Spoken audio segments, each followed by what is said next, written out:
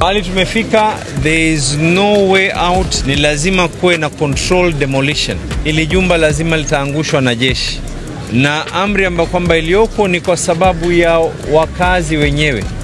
Kilomita 1.2, 1.2 kilomita kutoka hiyo nyumba kwenda sehemu zote ni lazima kutakuwa na evacuation.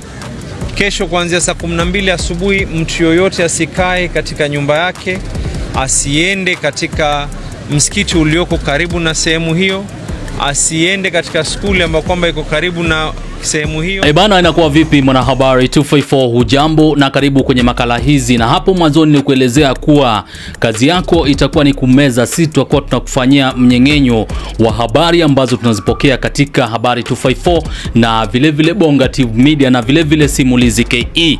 Kwa hiyo kesho kuanzia majira saa 2 asubuhi kutakuwa na shughuli pevu maeneo ya Mombasa, sehemu ambayo inajulikana kama Pwani Road, kwa maana gavana mstahiki wa gatuzi la Mombasa ambaye anajulikana kama Abdusamad Sharif Nassir ametoa taarifa kuhusiana na jengo ambalo lina orofa 9 na ni jengo ambalo linafaa libomolewe katika sehemu husika. Kisa na maana jengo lile limekosa kukidhi viwango vya kimataifa. Kwa hiyo ni jengo ambalo wanasema kuwa linahatarisha maisha ya wakaaji katika eneo husika.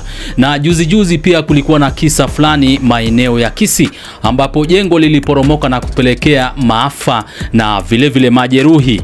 Kwa hiyo kesho asubuhi kuanzia majira saa 2 ni shughuli pevu ambayo itachukua takriban masaa 8 kuhakikisha kuwa shughuli nzima imenogeshwa na sehemu husika iwe rafiki kwa wale ambao wanaishi katika eneo husika. Kwa hiyo kwa mujibu wa taarifa ambazo zimetolewa katika ofisi ya gavana mstahiki wa gatuzi la Mombasa ambaye anajulikana kama Abdusamad Sharif Nassir, amesema kuwa kesho wakaaji wa sehemu zile wahakikisha kuwa wametoka, kwa maana wale ambao wako katika hospitali husika ambayo iko katika sehemu ile wameshatolewa kuhakikisha kuwa maisha yao haijahatarishwa, na vile vile wale ambao watakuwa wanaenda katika masjid, shule na vile vile wanapiga mishe zao katika maeneo ya Pwani Road wametoka katika sehemu husika kwa takriban masaa 4. Kwa hiyo anasema kuwa ni shughuli ambayo itakuwa ni kama kupasua bomu, ambapo kuna vilipuzi ambavyo vitatumika kuhakikisha kuwa lile jengo la orofa 9 limetolewa katika eneo husika, ama zaidi kwa wakaaji wa gatuzi la Mombasa, haswa wale ambao wanapiga mishe zao katika maeneo ya Pwani Road. Kwa hiyo ni habari 254 na Bonga TV na vile vile Simulizi KE. Kwa hiyo kwa wale ambao wanatufuatilia kwa karibu zaidi, usisahau kusubscribe, kulike na vile vile kushare makala ambazo tunaweka pale, kwa maana zinakuhusu na vile vile ni makala kuntu na dhifu zaidi ambazo zinaangazia maisha ya binadamu wa kawaida. Kwa hiyo nimekuwekea video ya gavana mstahiki wa gatuzi la Mombasa ambaye anajulikana kama Abdusamad Sharif Nassir akiangazia swala hili na vile vile kutoa tahadhari kwa wakaaji wa maeneo ya Mombasa, haswa sehemu za Pwani Road ambao wanapiga mishe zao katika sehemu husika, kuhakikisha kuwa wamechukua tahadhari ya hali ya juu, ndio angalau wahakikisha kuwa wamenogesha shughuli nzima, weka mambo yawe sawa zaidi. Shukran jidan, marhab habib, tunawapenda zaidi. Hali tumefika, there is no way out. Ni lazima kuwe na control demolition. Ili jumba lazima litaangushwa na jeshi. Na amri ambayo kwamba iliyoko ni kwa sababu ya wakazi wenyewe. Kilomita 1.2, 1.2 kilomita kutoka hiyo nyumba kwenda sehemu zote ni lazima kutakuwa na evacuation. Kesho kuanzia saa 12 asubuhi mtu yoyote asikae katika nyumba yake, asiende katika msikiti ulioko karibu na sehemu hiyo, asiende katika skuli ambayo kwamba iko karibu na sehemu hiyo, madrasa, watu wasiende makazini. Kilomita 1.2 inamaanisha ni kuanzia hapa kwenda mpaka Markiti, kuanzia hapa kwenda mpaka sehemu ya Pakistani. Kile nitawaomba ni lazima tufanye mpango, watu wote will have to vacate.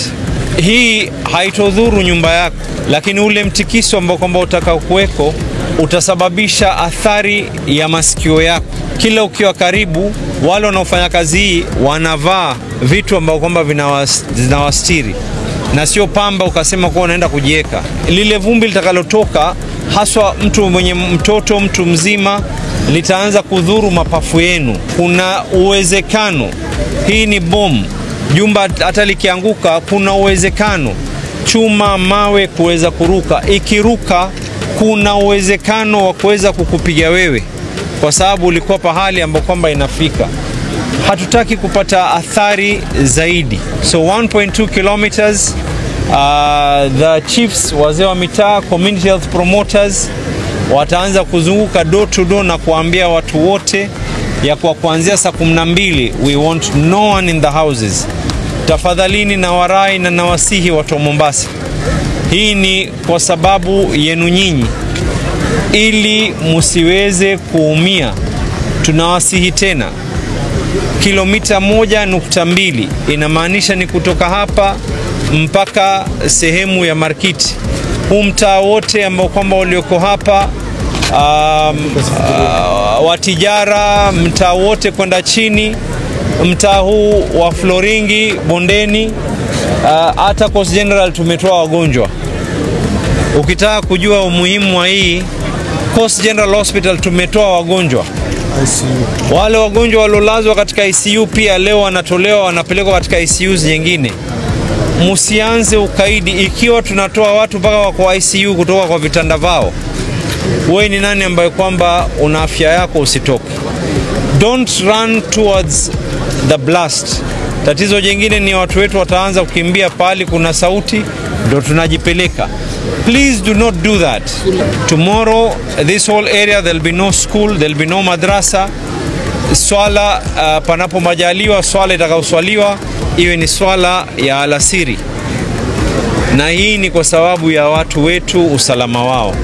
Na sio lazima ukitoka uanze kubebana na mativi. Nyumba haitoumia. Tafadhalini mkitoka, madirisha, haswa nyumba zilioko juu, madirisha yote yawe wazi, ndio ile effect ya ule upepo ukipiga iingie upande mmoja itoke upande wa pili. We are hoping that a period of 8 hours we will be done. There is nothing we can do. Ile ambao kwamba ilikuwa ni first floor is now the ground floor. That means the whole building went down. Vile ilivyopangwa ni kuanguka kwa upande huu, haitoanguka kwa chini. Imekuwa done in a very scientific manner.